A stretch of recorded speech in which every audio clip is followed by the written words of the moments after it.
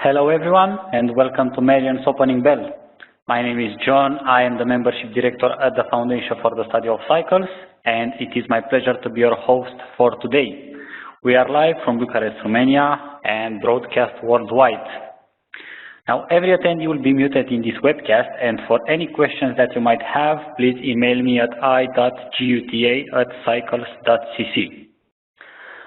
Now we'll go with reading our disclaimer. So if you want to read it yourself, you can find it in the meeting info tab. Futures, options, and forex are leveraged instruments and you can lose all your money. The content in this webcast is for educational and research purposes only.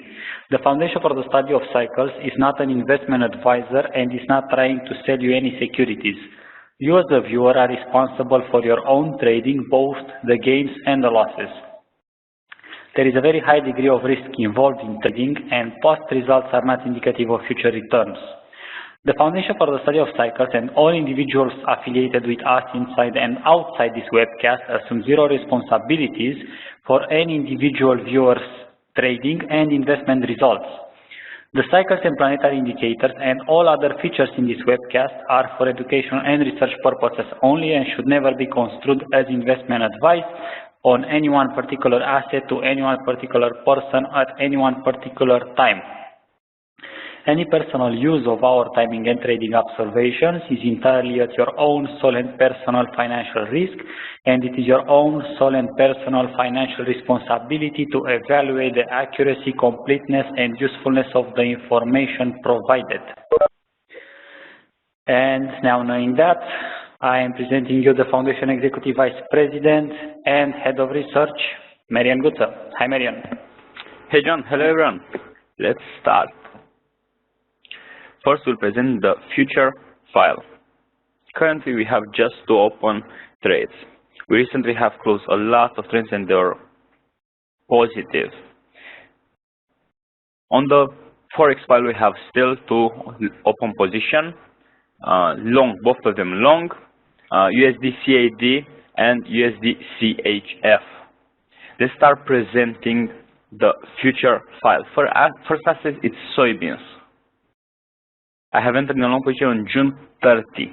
This trade is gaining 10.52%. Again, a really good trade. Cycle 2 and 4 are presenting a positive movement. Cycle 2 is presenting a top around July 7. It has passed, so it's presenting a topping area, and cycle 4 is presenting August 2nd. So it's still presenting a positive movement. The Pearson lines are all positive. They are presenting the primary signal. The primary signal is presenting an important spike on around July 13. This I'm targeting as an exit point. Okay, the signal have worked really nice. It have present an icicle on June 26. It's looking like it have catch perfectly this recent bottom, and after this point, just a positive movement. The point I'm interested to exit the trade is right now is this spike.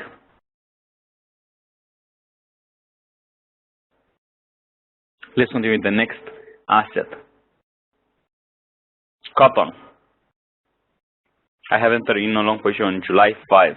Currently, it's negative, the trade 0.67%.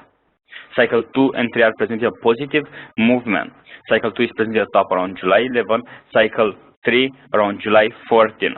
It's interesting to see cycle 1 currently, which will present a positive movement after this July 13, and cycle 4 around July 20. So let's see exactly what will happen this next couple of days.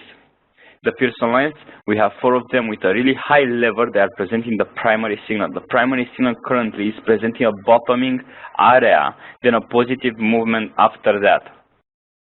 So this is looking really interesting. It's presenting a really nice positive movement. We have an important spike around July 26. The moving average top, it's around August 2nd through August 10. So currently the paradigm signal is presenting a positive movement. I have entered in a long position and I'm maintaining my long position in cotton. Let's start presenting the watch list. First asset on the watch list is S&P 500. The Pearson lines, we have 4 of them positive, 1 negative. The primary signal currently is presenting a decline period with a low point around July 13.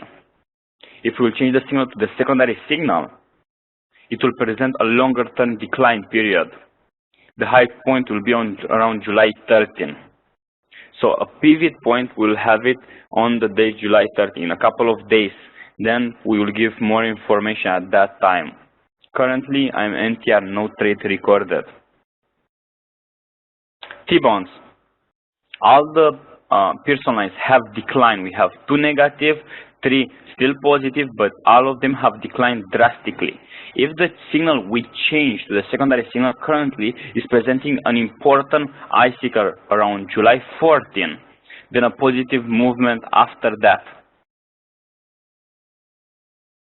We will see a high point around July 25. Currently, I'm NTR in this asset, no trade recorded. But again, it's looking like an important point will be around July 14. Let's continue with the next asset, gold. All the Pearson lines have a really high level. We can see the 30 and 20 day having around the 95% level. They are at the 95% level, and they are 30 and 20 Pearson days. Signal versus price. They are looking really nice. On the primary signal, it has present an important spike around June 6. It has cashed perfectly at the top. Now it's presenting a decline period with a bottom starting from July 10 through July 17, a bottoming area. Then a positive movement after that with a high point around August 10, September 11. Okay, we have 2 important spikes. So currently I'm interested to enter in a long position in gold. I didn't enter it. Silver is the same. All the Pearson lines have a high level. They are presenting the primary signal. The primary signal have worked really nice for a really long period. Currently is presenting a bottoming area. I'm interested to enter in a long position in silver as in gold, and I'm just waiting for the right opportunity. Okay, let's continue with the next asset, copper. The Pearson lines all of them have started spiking upwards. It's important to see the rate of change and the price are not correlating recently. The rate of change is declining. It's looking like the price is going upwards. Okay, so we might have an oval inversion in here. If that will be an oval inversion, it will mean we will be on the secondary signal. The secondary signal is presenting currently a decline period. We have to wait. I have to wait until this pivot point around July 14 to know for sure which signal I'm tracking. Currently I'm NTR, but it's looking like a nice opportunity soon. So NTR today, no trade recorded. Let's continue with the next asset, sugar.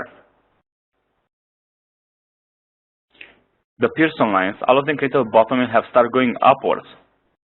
They are still in negative territory. They are still presenting the secondary signal. On the secondary signal, we have a pivot point around July 19. That will be the point where I would like to enter in a trade. I'm not doing anything currently. It's presenting a low point around July 19, then a positive movement through August 7. So I'm entering, currently I'm interested to enter in a long position in sugar. I didn't enter yet. NTR today, no trade recorded. Coffee is the next asset. The Pearson lines have declined. All of them created a top around June 16 have declined. We have still 1 positive and 4 of them are negative. They are presenting a secondary signal. The secondary signal currently is presenting a topping area. We are seeing 2 important spikes, one on July 11, second one on July 18, this one. Then a decline period. The lowest point will be on August 31. Currently, I'm NTR in this asset. I'm just waiting for this moving average top to finish. Let's present one more time the trade record.